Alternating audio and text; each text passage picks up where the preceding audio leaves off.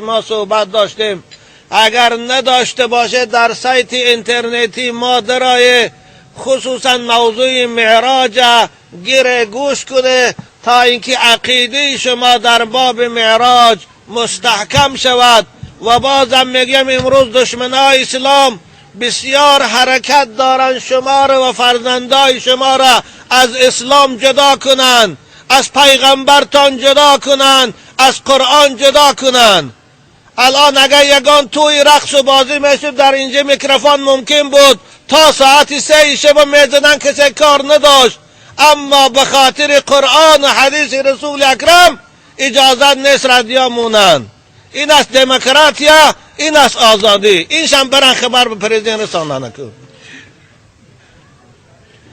بنابراین عزیزان من گوش اندازه معراج تماشا کنیم. برای آن تاکید میگیم این مسئله عقیده است. شاید یک کس شما را درباره معراج میپرسه از روی نادانی تا میگه دروغ است، والله میشه کافر، میشه زناتان طلاق، میشه از ایمان جدا. خدا عذر قبول نمیکنه. شما فردا در پیشگاه خدا نمیتونه گویا که من نفهمیدم و ندانستم. اینو خدا قبول نمیکند از ما. هر مسلمان وظیفه داره جستجو کنه یا با احکام دینش از خود کنه. بنابر سایت ما در الحمدلله در باب معراج من چند سال پای در پای صحبت مفصل دارم. ایشان مولا محمود جان داره. همون یک بار بچه ها تانقدی گوش کنه. والله من غمی مسلمانی تا نمیخورم و الا همه شما هم که دوزخ روه به خدا زیان نمیرسه. خدا به حضرت موسی گفت که ای موسی این تکفروا انتم و من فی الارض جمیعا فان الله لغنی حمید. ای موسی اگر با تمام بنی اسرائیل تو کافر شوی هم به من زیان نمیرسه. ما هم امت محمدی هم آدم کافر شویم به خدا زیان نمیرسه. لیکن باید ما بیدار شویم. ما باید دین ما نشناسیم، عقیده ما ندانیم که پگه آتش دوزخ ما طاقت نداریم. والله این کامل بگزاده ها ناتوگری بگوین. زنده شدن هست، جواب دادن هست. او خدای حکیمه که این عالم با این عظمت آفرید. خیال میکنه که کامل زنده نمیکنه، خیال میکنه که اینا رو بازیچه آفرید. یک حکومت ضعیف و ناتوان یگان چیز بهوده نمی آفرو، یا سیمنزوات بهوده نمی آفره. خدا این موجودات و این بشریت به هیچ آفرید. از اینها یگان غرض نداره.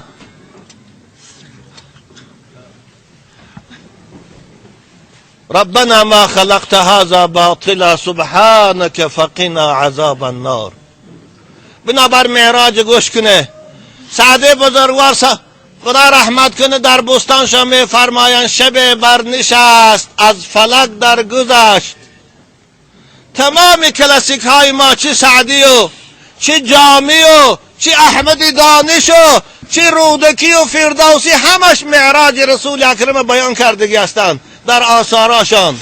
ایها الانسان ما غرک بربک الکریم الذي خلقك فسواك فعدلك فی ای صورت ما شاء رکبک.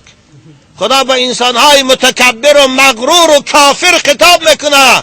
ای انسان مغرور، چطور فریب داد که از خدای خود دور شدی ایستادی؟ همون خدایی که تو را از 2 قطره آب نقاشی کرد و صورت کشید کرد و زیبا کرد و تو به دنیا آورد. اگر میخواست صورت سگ میکرد. اگر میخواست مثل اون کودک که دیده در ارژانتین تولد شد نگذی تا آب برآمدن 1 تن 2 سرود میکرد. از دست چی میآمد؟ صورت زیبا داد، کاش چشم سیاه داد. فی ای صورت ما شاء رکبک. چو این خدا رو با نمیشناس، چو با این خدای خود جنگ اعلان کردی. خدا قرآن رو گفتی صدا اینا. وقتی که به دنیا آمد باید اول نام همون خدا را شنوه. الله اکبر. گفتی سعدی بزرگوار دهد نطفه را صورت چون پری، کی کرده است در آب صورتگری. یا الله. آب در نقاشی کاری هر کس نیست، الله هست، الله هست، خدا هست که دو قطره آب در رحم خردکه که مادر، در اون جایی که نه چراغ است و نه پروژکتور، در اون جایی که نه پرده سفید است و نه کاغذ سفید، نه روشکه است و نه قلم، نه پلمستر، صورت کشش میکنه. چشم در جای خودش، قاش در جای خودش، گوش در جای خودش، دهن در جای خودش. یا الله، یک تاش ناتوقری نمیبیا. رسام ها برای یه رسم کشیدن 10 بار ورقش میدرانه میپرتا، باید تشخیص رو میبرو. یا الله، دهد نطفه را صورت چون پری، کی کردست و بر آب صورتگری. بنابر باید نام این خدا را شنوه. الله اکبر. فایده از آن عزیزان من این است که پیغمبر خدا میگویند کودک نوزاد وقتی که تولد شد در گوشش از آن گویم از ضرر جنها امین میمونه. امروز کسلی های روحی ببینید سر تا سر قریب جمهوری ما فرا گرفته است. هر روز یه دوت دیوانه مسجد ما میبیا. برای خاطر چیست؟ برای خاطر همین که اذان از خانه های مسلمان ها گم شد. اذان در گوش نوزادهای و در تولد خانه تولد میشد، اول کلمه که بشنو یابتوای متعذبان خواهرای شفقت. اذان نیست. با میشه کسلی چی روحی، با میشه کسلی دیوانه، با میشه کسلی جنوره، با میشه کسلی پریپاتکا. این است. من که امروز ای مسیطا هم اذانامونو من کردیان. پگه صاحب اذان پیش ده چی میگویه من کننده؟ خدا پگه اینا رو میپرسه که چو صدای منه الله اکبر من کردی، چی میگویم؟ من نمیدانم اینا چی میگفت باشن. در پیش یک حاکمایی که مثل خوشان یک انسانی ضعیفن جواب دادن دهنشان پیش نمیره، در پیشگاه خالق آسمان و زمین چی میگفت باشن من نمیفهمم.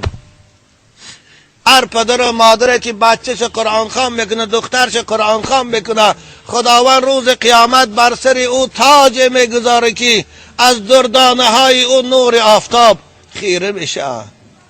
اون تاجایی که در سر پادشاهی الیزابت بریتانیا میبینه، ملکه بریتانیا، او تاج چه قیمت داره؟ رسول اکرم ده یک خردترین سنگچه او تاج آفتاب و نور خیره میکنه. این برای پدر و مادره که بچه قرآن خوان. البته قرآن خوان کردن بچه ها قومای عزیز برای خاطر ملا شدن نیست. ملا شوی کاری آسان نیست. ملا شدن خیلی زحمت میکشه. خوشا به حال پدر و مادره که فرزنداش اهل علم شوند، لیکن شما قرآن خوان کنه به خاطر مسلمان شدن، قرآن خوان کنه به خاطر خدمت خودتان کردن. فرزند قرآن خوان پدر و مادرش حقارت نمیکنه. فرزند قرآن خوان پدر و مادرش نمیرنجانه. فرزند قرآن خوان پیش پدر و مادر راستا میخیزه. فرزند قرآن خوان پدر و مادر که بیمار شد برده در به صاحب خانه نمیپرده، بالاش میشینه بیمار بینیش میکنه. من یا ملا ابوبکر میدانم بچی اما که اب نظر موند دادا آچش چون گل تربیه کردن، نگذاشن در پاشان خار زنن، نگذاشن در بدنشان چنگ شینه تا مردنشانه، مثل خدمتگار در قواتشان راستا بودن. اگر دیگه بچه میبرد در به صاحب خانه به پرچه میرفت ایران خواندنی. برای خاطر پدر و مادرش هیچ جا نرفت دعاش گرفت. این از ثمره قرآن. والله اگر ما از قرآن جدا شویم نمیدانم آینده ما و شما چه. خوب معلوم است آینده ما چی بشه. آینده غرب. ببینید به صاحب خانه زیاد ساختیان همون جست جای من و شما دیگر. بنابراین بچه هاتان قرآن خوان کنید.